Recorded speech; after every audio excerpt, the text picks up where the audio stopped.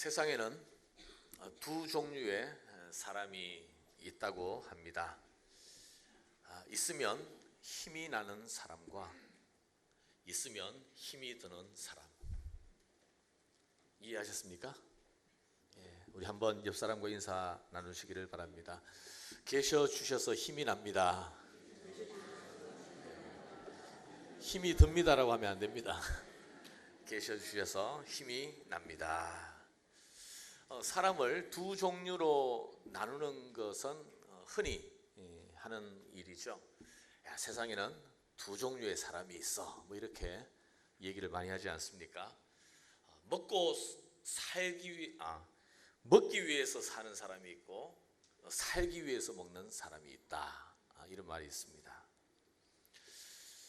또 어떤 사기꾼은 이렇게 말하더라고요. 세상에는 속이는 사람이 있고 속는 사람이 있다.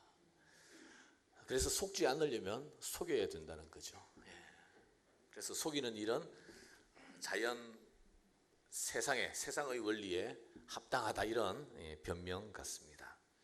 또 어떤 사람은 밤낮 군대 얘기하면서 세상에는 군대 갔다 온 사람이 있고 갔다 오지 않은 사람이 있다. 열심히 전도하시는 분은 이렇게 사람을 나누죠. 교회 다니는 사람이 있고 교회 다니지 않는 사람이 있다. 자, 여러분은 어떻게 사람들을 나누고 있습니까? 어떻게 나누고 싶습니까? 이렇게 사람을 두 부류로 나누는 것은 사실 다 자기 주관이죠. 자기가 기준인 거예요. 자, 그렇다면 하나님은 우리 인생을 어떻게 구분하실까? 어떻게 세상 사람을 나누고 계실까? 오늘 본문에 보면 하나님께서는 인생을 살아가는 두 가지 방법, 두 종류의 라이프 스타일을 지적하고 있습니다. 하나는 사람을 의지하는 것이고 다른 하나는 하나님을 의지하는 것. 사람을 의지하는 것은 겉으로는 지혜로워 보이고 실속이 있어 보이지만 필경은 어리석은 자가 될 것이고, 하나님을 의지하는 사람은 물가에 심어진 나무처럼 더위와 가뭄 가운데서도 그 생명력을 잃지 않을 것이다 라는 말씀이 오늘 우리가 읽었던 본문의 내용입니다. 자, 5절 말씀을 한번 다시 볼까요? 여호와께서 이와 같이 말씀하시니라. 무릇 사람을 믿으며 육신으로 그의 힘을 삼고 마음이 여호와에게서 떠난 그 사람은 저주를 받을 것이라. 눈에 보이는 사람을 믿고 신뢰하는 사람의 마지막은 결국 하나님의 저주를 받을 것이다. 6절, 그는 사막의 뜰기나무 같아서 좋은 일이 오는 것을 보지 못하고 광야, 간조한 곳, 건건한 땅, 사람이 살지 않는 땅에 살리라. 좋은 일에 오는 것을 보지 못한다는 것은 그 끝이 좋지 못하다는 거죠. 그런 사람은 사막의 뜰기나무 같을 것이다. 여러분, 사막의 뜰기나무를 보신 적이 있습니까? 뜰기나무는요, 나무라기보다는 그냥 덤불 같이 생겼어요. 키도 크지 않고 물이 없으니까 자랄 수가 없죠. 덤불같이 광야의 모래와 먼지를 잔뜩 뒤집어 쓴 채 그곳에는 사람이 쉴 수도 없습니다. 그늘이 없습니다. 뜰기나무에는 먹을 열매가 없습니다. 지나가는 사람들이 아무런 도움을 받을 수 없는, 그래서 외면하고 지나가는 외롭게 버려진 광야의 뜰기나무들.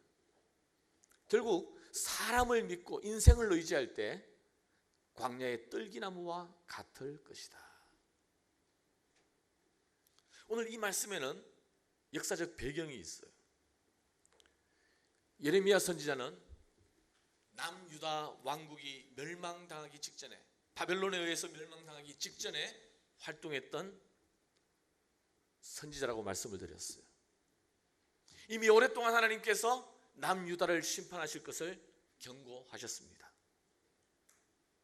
하나님의 진노가 얼마나 큰지, 그리고 이제 심판이 피할 수 없을 만큼 임박해 있다는 것을 많은 선지자들, 특히 예레미야를 통해서 경고하시고 알려주셨어요.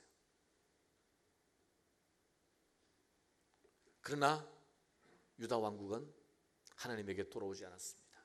특별히 왕과 위정자들은 선지자의 말에 귀를 기울이지 않았습니다. 오히려 선지자를 핍박했습니다. 자기들의 마음에 따라 자기들이 하고 싶은 대로 그 위기 상황을 돌파하려고 했습니다. 이미 아수르가 저물어가고 있었고 바벨론이 이제 강력한 신흥 대국으로 유다 왕국을 압박하고 있었습니다. 아수르가 힘이 셀 때는 바벨론을 의지하려고 했던, 그래서 바벨론의 사신들을 환영하고 그들에게 대접하고 그렇게 했던 유다, 이제 바벨론이 더욱 강성해지니까 어떤 방법을 찾느냐 하면 애굽을 의지하기 시작하는 거예요. 요시야 왕이 애굽과의 전투에서 죽었음에도 불구하고 그의 아들, 그의 손자, 계속해서 이어지는 왕들이, 특별히 여호야김이 유다의 애굽의 사신을 보내어 그들을 의지하고 그들의 도움을 구하는 거예요. 예레미야 선지자는 너희는 애굽을 의지하지 말라. 애굽은 너희에게 아무런 도움이 되지 않을 것이다. 이제 바벨론의 말발굽이 가까웠으니 너희는 회개하고 하나님에게 돌아오라고 그렇게 외쳤건만 하나님에게 돌아오는 대신 그들은 애굽을 찾았습니다. 애굽의 힘을 의지했습니다. 아수르를 의지하다가, 바벨론을 의지하다가, 애굽을 의지하다가, 눈에 보이는 열강의 힘을 계속해서 의지하고 눈에 보이는 사람을 의지했던 유다 왕국, 결국 그들은 하나님의 심판을 받을 수밖에 없었죠.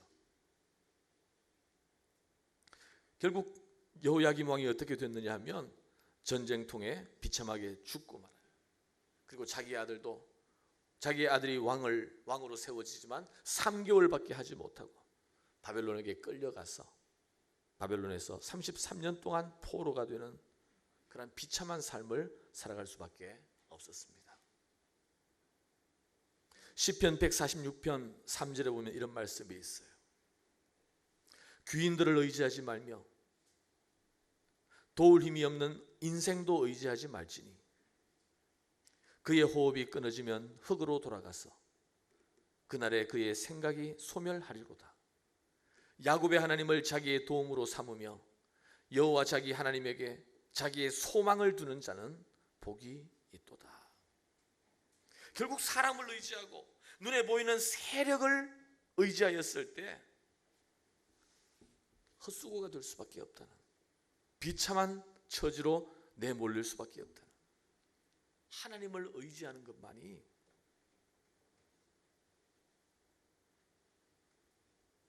참된 소망을 가질 수 있다는 말씀이에요.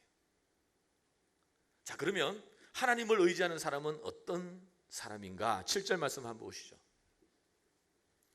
그러나 무릇 여호와를 의지하며 여호와를 의뢰하는 그 사람은 복을 받을 것이라.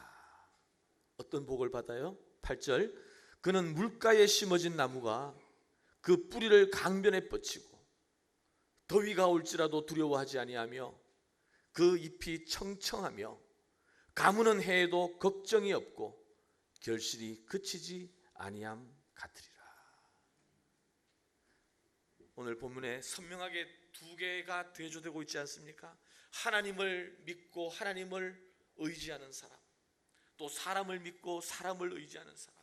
하나님을 믿는 사람은 물가에 심어진 나무이고 사람을 믿고 의지하는 사람은 사막의 떨기나무와 같을 것이다. 물가에 심어진 나무, 여호와를 의뢰하는 자는 물가에 심어진 나무 같은데 여기 주목할 게 있어요. 이 물가에 심어진 나무에게도 더위가 찾아오고 가뭄이 있고 환난과 위기가 있다는 것입니다. 그러나 오히려 그런 위기 상황이 그 나무의 진정한 정체를 보여줘요. 왜냐하면 생명의 근원의 뿌리를 내리고 있기 때문에. 다른 곳에서는 다 더위와 가뭄에 말라버리지만, 그러나 신의 물가에 심어진 나무는 오히려 그러한 때에도 푸르름을 잃지 아니하고 그러한 때도 여전히 열매를 맺게 될 것이다. 특별히 물가에 심어진 나무라는 표현은 우리 시편 말씀이 생각이 나죠. 시편 몇 편에 나오는 말씀인가요? 1편에 나오는 말씀 한번 보시죠. 시편 1편 3절 같이 읽겠습니다. 시작. 그는 시냇가에 심은 나무가 철을 따라 열매를 맺으며 그 잎사귀가 마르지 아니함 같으니 그가 하는 모든 일이 다 형통하리로다. 시냇가에 심은 나무. 미국이나 한국에는 비가 많이 오고 물이 많기 때문에 사실 굳이 시냇가에 나무가 자라지 않더라도 푸르름을 자랑할 수 있습니다. 그러나 팔레스타인 땅에서는 시냇가가 아니면 나무가 자랄 수 없어요. 있다 하더라도 뜰기나무밖에 될 수가 없어요. 그러나 오아시스나 시냇가에 심겨진 나무는 그 뿌리가 깊은 수원에 닿아 있기 때문에 푸르름을 잃지 않고 철을 따라 열매를 맺고 잎사귀가 마르지 아니하고 하나님이 도우시는 형통을 누릴 수가 있다라는 거예요. 여러분, 우리가 살아가는 세상은 광야 같은 세상입니다. 영적으로 황량한 어둠의 그늘 같은 곳이 바로 우리가 살아가는 세상이에요. 하나님을 알지 못하는, 하나님을 인정하지 않는 사람들. 그러나 이런 황량한 영적으로 버려진 이곳에서도 생명의 근원이신 하나님에게 뿌리를 내리는 사람은 가뭄 가운데서도 더위 가운데서도 지치지 아니하고 푸르름을 잃지 아니하고 하나님이 주시는 형통을 누리게 되는 줄 믿습니다. 시냇가에 심은 나무는 광야를 핑계대지 않습니다. 더위를 핑계대지 않습니다. 가뭄을 핑계대지 않습니다. 하나님이 계시기에 뿌리 내리고 있는 그곳이 바로 생수의 근원이신 하나님이시기에 언제나 영적인 푸르름을 자랑할 수 있다라는 거예요. 이 예레미야서를 보면 오늘 특별히 또 이 11절까지 말씀을 읽었습니다만 13절에 이런 말씀이 있어요. 13절에 제가 읽어드리겠습니다. 이스라엘의 소망이신 여호와여, 무릇 주를 버리는 자는 다 수치를 당할 것이라. 무릇 여호와를 떠나는 자는 흙의 기록이 되오리니 이는 생수의 근원이신 여호와를 버림이니이다. 여기는 좀 설명이 좀 필요한데 2장 13절에 보면요, 예레미야 2장 13절에 보면 이렇게 말씀하고 있어요. 하나님께서 유다 백성을 심판하시는 그들의 죄악을 지적하시면서 이렇게 말씀하셨어요. 2장 13절 같이 읽겠습니다. 시작. 내 백성이 두 가지 악을 행하였나니 곧 그들이 생수의 근원되는 나를 버린 것과 스스로 웅덩이를 판 것인데 그것은 그물을 가두지 못할 터진 웅덩이들이니라. 이스라엘 백성이 행한 두 가지 악이 뭐예요? 하나는 생수의 근원이신 하나님을 버린 것, 그것으로 끝나지 않았어요. 두 번째는 뭐예요? 진짜를 버리고 가짜 웅덩이, 터진 가짜 웅덩이를 팠다는 거예요. 자, 아까 앞에서 떨기나무와 시냇가에 심은 나무, 강렬한 대비되는 두 가지 언유죠. 또 여기에도 마찬가지예요. 생수의 근원과 터진 가짜 웅덩이. 우리가 이 말씀을 잘 이해하기 위해서는 이스라엘의 기후를 좀 이해할 필요가 있습니다. 성경에 보면 약속의 땅을 하나님이 축복하시는 말씀을 하실 때마다 항상 등장하는 것이 뭐냐면 이른 비와 늦은 비를 너희에게 줄 것이다 그랬어요. 이른 비는 빠른 비죠. 이게 연초에 오는 봄비가 아니라 오히려 가을에 오는 비인데, 이스라엘의 농사철을 중심으로 해서 이른 비가 오면 그때 메마른 건조한 푸석푸석해진 그 땅에 비가 뿌려짐으로 인해서 비로소 씨를 뿌려서 파종할 수가 있어요. 그래서 이런 비가 제때 와야지 농사를 시작할 수 있습니다. 그리고 늦은 비가 충분히 와야지 뿌려진 그 씨앗들이 잘 자라서 열매를 맺을 수가 있어요. 늦은 비가 좀 부족하면 수확 제대로 할 수가 없습니다. 그래서 하나님께서는 가나안 땅을 축복하시면서 너희가 내 말을 잘 듣고 내 계명을 지켜 행하면 이른 비와 늦은 비를 때에 따라서 너희에게 줄 것이다. 그리하면 너희가 풍성한 열매를 거두고 아름다운 삶을 살아갈 수 있다는 거잖아요. 그런데 너희가 내 말을 듣지 아니하고 내 계명을 어기고 하나님의 언약을 깨뜨린다면 이른 비와 늦은 비를 제때 보지 못할 거라는 거예요. 그래서 이 약속의 땅은 굉장히 컨디셔널한 땅이에요. 바로 하나님의 말씀을 듣고 하나님을 늘 기억하지 않으면 살아갈 수 없는 땅, 그 땅이 바로 젖과 꿀이 흐르는 약속의 땅이었습니다. 그래서 이스라엘 백성은 하나님이 주시는 이른 비와 늦은 비, 또 때를 따라 주시는 이슬을 통해서 곡식들이 자라게 되어 있는데, 사람들이 어떤 방법을 찾아내느냐 하면 웅덩이를 파는 거예요. 물을 보관하고 싶은 거예요. 그래서 필요할 때마다 쓰고 싶은 거예요. 그래서 많은 웅덩이를 팠습니다. 이거 시스턴이라고 그러는데, 그런데 그들이 판 웅덩이는 쓸모가 없어요. 왜냐하면 너무나 뜨거운 뙤약볕이 늘 내리쬐고, 그리고 너무 땅이 건조하기 때문에 웅덩이로 물을 가두어 두어도 금세 다 말라버리고 다 흡수되어 버리고 마니까 터진 웅덩이가 되어버릴 수밖에 없다는 거예요.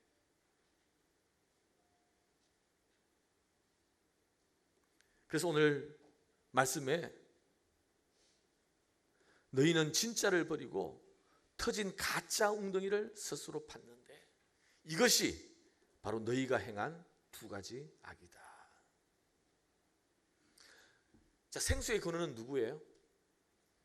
하나님이시죠. 생수의 근원이신 하나님께서 이른 비와 늦은 비를 통해서 그들에게 물을 공급해 주셨습니다. 자, 그런데 그들이 스스로 판 가짜 웅덩이, 그 가짜 웅덩이는 뭘까요? 뭘까요? 그것이 바로 애굽과 바벨론과 아수르예요. 바벨론과 아수르를 내 편으로만 삼을 수 있다면, 그들이 든든한 나의 후견이 되어주기만 한다면 우리의 이 모든 문제는 다 해결이 되어 버릴 것이다. 이것이 바로 그들이 생각했던 세상의 지혜였지만 이것이 하나님이 보실 때 악이었다는 거예요. 그래서 오늘 9절 말씀 한번 보시죠. 만물보다 거짓되고 심히 부패한 것은 마음이라 누가 능히 이를 알리오마는 나 여호와는 심장을 살피며 폐부를 시험하고 각각 그의 행위와 그의 행실대로 보응하나니.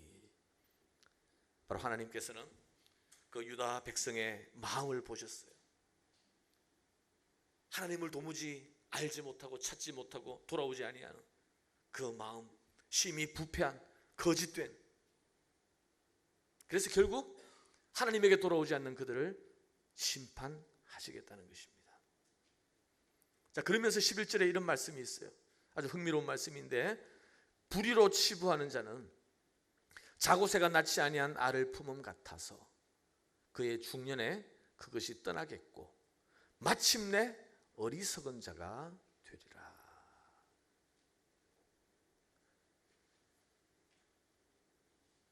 지금 유다 백성에게 하시는 말씀이지만 이 11절은 바로 오늘 우리 모두에게 주시는 말씀이에요. 이 자고새라는 새가 나오죠. 이 팔레스타인, 특히 바위산에 많이 서식하는 꿩과에 속하는 새라고 합니다. 메추라기 모양인데 좀 커요. 이 유다 사람들에게는 이런 속담이 있어요. 자고새는 자기가 낳지 않은 알을 몰래 빼앗아 품는다. 이 말은 바로 헛수고 헛고생을 나타내는 말이에요. 이 자고새는요, 이상하게 자기가 새끼를 낳으면 그 알을 자기가 품고 키우는 것이 아니라 남이 낳은 알을 품고 몰래 키워요. 자기 알은 안 품고 남의 알을 품어요. 희한하죠. 그러면서 자기가 몰래 남의 걸 가져와서 품었기 때문에 자기가 지혜롭다고 생각하는 거예요. 똑똑하다고 생각하는 거예요. 그런데 결국 그렇게 품고 나서 알이 깨어나면 결국 그 새는 또 날아가 버리는 거예요. 자기 생각에는 남의 것을 가져와서 나의 이익을 도모했다고 생각하는데 사실 그 모든 것이 다 헛수고이다, 헛고생이다, 이런 뜻이에요. 불의로 치부하는 자는, 이게 뭐예요? 결국 하나님이 아니라 사람을 의지하고 사람의 방법을 동원하고 그렇게 해서 치부를 하면 마치 자고새가 낳지 아니한 알을 품어서 그 새끼가 도망을 가듯이 결국 그 모든 것이 다 떠나버리고 자기는 광야의 떨기나무처럼 그렇게 버림을 받게 될 것이다. 그러나 하나님을 의지하고 하나님을 경외하고 하나님을 신뢰하는 자는 물가에 심어진 나무처럼, 시냇가에 심긴 나무처럼 가뭄이 오고 더위가 몰려오고 위기가 온다 할지라도 생명의 근원이신 하나님께 뿌리를 내리고 있기 때문에 흔들리지 아니하고 결국은 형통함으로 하나님이 갚아 주실 것이다. 사랑하는 여러분, 오늘 성경 예레미야를 통해서 주는 말씀 굉장히 심플해요. 오늘 저는 이 말씀으로 우리가 함께 하나님 앞에 섰으면 좋겠습니다. 여러분은 지금 사람을 의지하고 있습니까? 아니면 하나님을 의지하고 있습니까? 여러분의 비즈니스, 사람을 의지하고 있습니까? 하나님을 의지하고 있습니까? 여러분의 가정은 지금 사람을 의지하고 있습니까? 하나님을 의지하고 있습니까? 만약 우리의 삶에 어떤 더위와 가뭄이 몰아친다고 할지라도 그럴 때에 여러분은 먼저 사람을 생각하십니까? 아니면 하나님을 생각하십니까? 우리 눈에 보이는 것은 사람이죠. 당장 지금 위세를 떨치고 있는 아수르와 바벨론과 애굽이 나의 삶을 움켜쥐고 있는 것 같아요. 그래서 그들의 보호 가운데 들어서야지 내가 안전할 것 같습니다. 그러나 그것은 어리석은 길이에요. 하나님이 축복하시지 않는 길입니다. 오직 하나님을 의지하는, 살아계신 하나님의 말씀 앞에 서서 하나님께 내 인생의 모든 문제를 맡기는 그 믿음의 길만이 온갖 어려움과 가뭄과 더위 가운데서도 우리를 안전하게 지켜주고 터진 웅덩이가 아니라 생수의 근원이신 하나님을 의지하는 삶이 참된 지혜의 삶인 줄 믿습니다. 그 삶을 우리 함께 살아갈 수 있기를 주님의 이름으로 축원합니다. 기도하겠습니다. 우리 이 시간 잠시 한번 기도하시겠습니다. 하나님, 저는 지금 하나님을 의지하고 있습니까? 사람을 의지하고 있습니까? 저는 하나님을 두려워하고 있습니까? 사람을 두려워하고 있습니까? 힘든 상황에 서게 될 때 저는 본능적으로 사람을 찾습니까? 아니면 염려하지 아니하고 골방 가운데서 하나님을 찾고 하나님 앞에 엎드리고 있습니까? 자고새처럼 어리석은 광야의 떨기나무처럼 버려진 삶이 아니라 하나님을 찾고 하나님이 내 인생의 노성벽이 되어주시는 그러한 복된 믿음의 삶을 살게 하여 주시옵소서. 우리 시간 잠시 한번 하나님 앞에 우리의 마음을 올려드렸으면 좋겠습니다.